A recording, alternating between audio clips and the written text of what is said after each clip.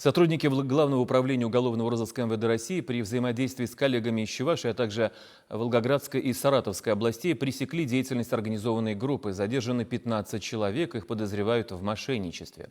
Сотрудники МВД установили, что группа действовала на территории Московского района и Волгограда. Преступная схема была следующая. Злоумышленники размещали в интернете объявления о продаже автозапчастей с предоплатой в размере от 50 до 100% от стоимости.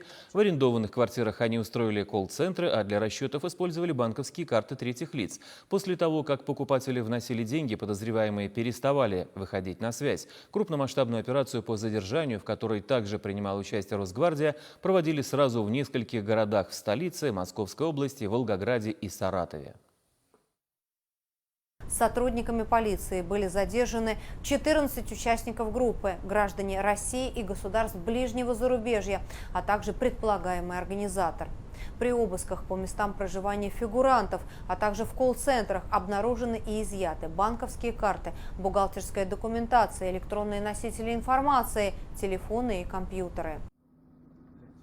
Среди пострадавших от деятельности этой организованной группы более 130 человек по всей России, в том числе 11 жителей нашей республики. Сейчас задержанные заключены под стражу. В Следственном управлении МВД по Чувашии возбудили уголовное дело по факту мошенничества.